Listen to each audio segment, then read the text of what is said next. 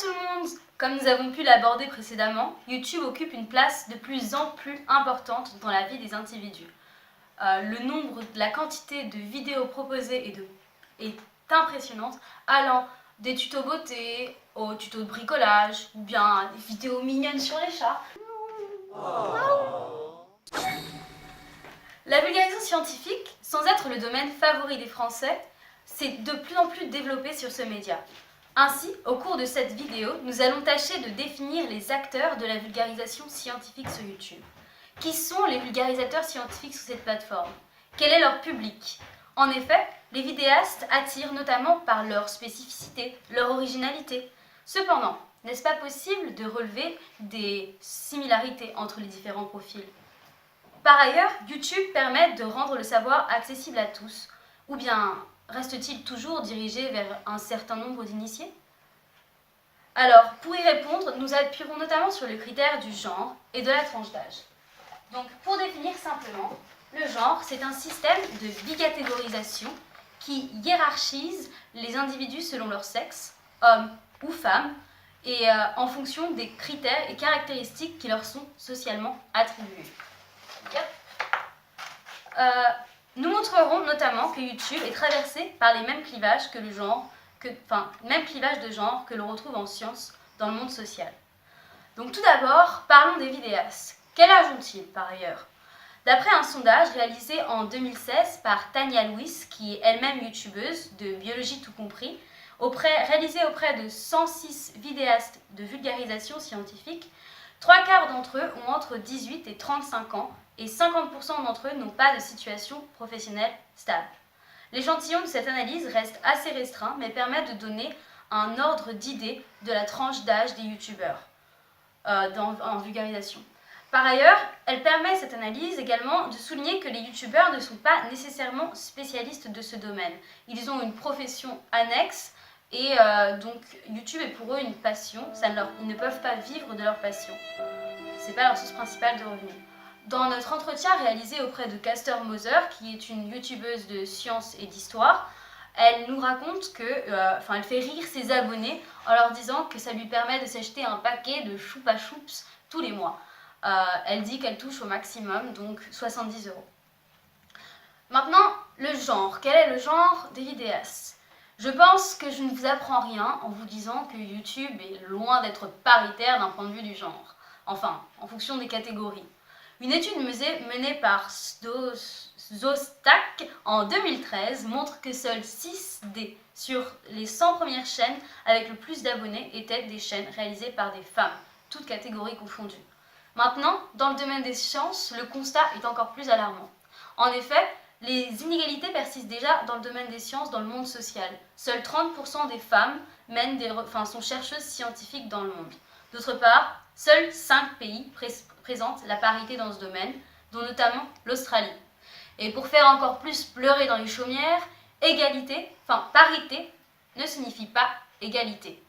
En effet, même dans le milieu des sciences, les femmes connaissent un succès, une notoriété beaucoup plus faible comparativement aux hommes. De nombreuses recherches récentes montrent que ce ne serait pas dû à des prédispositions biologiques, mais plutôt à un conditionnement sociologique. Moins de femmes dans ce domaine perpétue l'idée selon laquelle les femmes seraient moins bonnes et moins douées en sciences, celles-ci étant constamment moins prises au sérieux que leurs compagnons hommes. C'est ce qu'on appelle le Matilda Effect.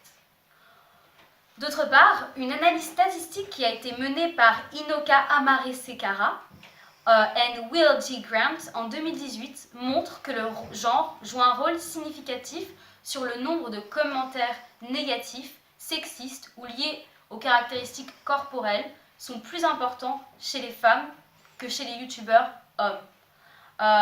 Donc YouTube constitue donc un environnement hostile pour les femmes, ce qui est notamment permis par le biais de l'anonymat, c'est ce que montre une recherche de Tewa et al. En 2012. L'analyse des vidéastes, néanmoins, est indissociable de celle du public. Si le spectateur est attaché à la personnalité du youtubeur, c'est aussi parce qu'il peut s'y identifier, se retrouver dans lui, et ça se fait donc par le genre et par le sexe, mais les gens ne vont pas systématiquement regarder des youtubeurs de même genre et de même sexe. C'est aussi lié à des préférences culturelles, à des références, donc par exemple à la langue, à la culture, au centre d'intérêt. Néanmoins, ces références culturelles sont souvent indexées sur des critères sociologiques, par exemple sur le genre. Donc maintenant, abordons le public. Les chiffres publiés par Google France lors de la 3e édition de leur Brandcast révèlent qu'en 2016, plus d'un Français sur deux âgé entre 16 et 44 ans va sur YouTube tous les jours. 49% des utilisateurs sont des femmes et la majorité des utilisateurs ont entre 25 et 49 ans, c'est-à-dire qu'ils représentent plus de la moitié du temps passé sur YouTube, en France. Mais qu'en est-il pour la vulgarisation scientifique? Les données chiffrées précises sont inaccessibles. C'est pourquoi je vais me baser sur nos propres recherches, qui sont relativement limitées, pour tenter de définir un public spécifique à ce domaine. Mon analyse se restreint au YouTube français, et voilà, et donc se base sur des analyses de statistiques YouTube qui ont été fournies par 6 vidéastes. Et donc c'est un échantillon qui est très très faible. On a déjà vu, ou on va voir avec la vidéo de Gabriel, que ces statistiques ne sont pas toujours à prendre, enfin sont à prendre avec des pincettes, mais ça nous permet quand même d'avoir une certaine évaluation et de dresser quelques... Enfin, ça ne permet pas de dresser des constats généraux, mais ça va nous permettre d'avoir une idée un peu générale. Donc, quel est l'âge du public touché par la vulgarisation scientifique sur YouTube? D'après nos entretiens et les données statistiques YouTube de quelques vidéastes, le public est majoritairement constitué d'individus entre 18 et 34 ans. On peut mettre ça en parallèle avec un sondage qu'on a publié sur les réseaux sociaux qui montrait donc que sur un échantillon de 15 personnes, on avait 80 personnes qui étaient entre 18 et 24 ans. Il faut relativiser la portée de ce constat parce qu'on l'a diffusé sur un réseau social, donc seuls nos amis qui sont relativement jeunes ont répondu à ce sondage, mais on peut constater qu'on a un public qui est relativement jeune et qui a un âge qui coïncide à peu près avec l'âge des vidéastes. Comment expliquer ce phénomène? Première chose, on pourrait expliquer ce phénomène par le fait que, comme on l'a dit précédemment, le spectateur va vouloir s'identifier aux vidéastes et aux youtubeurs. Donc une coïncidence avec l'âge youtubeur-vidéaste est assez cohérente dans ce sens. Mais c'est aussi parce que cette génération plus jeune est née et a grandi avec le numérique. L'humour, comme mécanisme de vulgarisation, est souvent nourri par des références culturelles communes à une classe d'âge. Ainsi, les mèmes, les séries, les cartoons ou bien les mangas sont autant de choses qui constituent un socle culturel commun à une classe d'âge relativement jeune et donc qui conduit à cibler ce public en particulier. Maintenant, abordons le genre du public. D'autre part, la sous-représentation des femmes dans le domaine de la vulgarisation scientifique tend à renforcer, comme on a pu le voir, les stéréotypes genrés sur l'incapacité des femmes à faire de la science. Pour illustrer, je vais notamment me reposer sur une expérience qui a été vécue par Caster Moser, une youtubeuse de sciences et d'histoire suivie par 41 millions d'abonnés, 41 000 abonnés que nous avons interviewés. Celle-ci a raconté qu'au cours d'un projet avec d'autres youtubeurs de vulgarisation scientifique, on lui avait demandé spécifiquement à elle de jouer le rôle de la potiche, de poser des questions un peu bêdates du style pourquoi, c'est quoi la reproduction sexuelle? Et le fait de demander de jouer ce rôle à une femme, la seule et unique femme du projet en particulier, cela met en exergue que la femme est considérée comme inconnue, ignorante dans le domaine de la science. Elle a notamment refusé.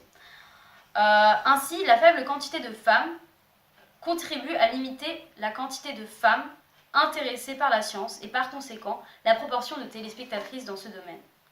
Ce qui ressort de nos entretiens et de nos contacts avec les youtubeurs ou les youtubeuses, c'est que la proportion de téléspectatrices est régulièrement et presque constamment inférieure à 15%,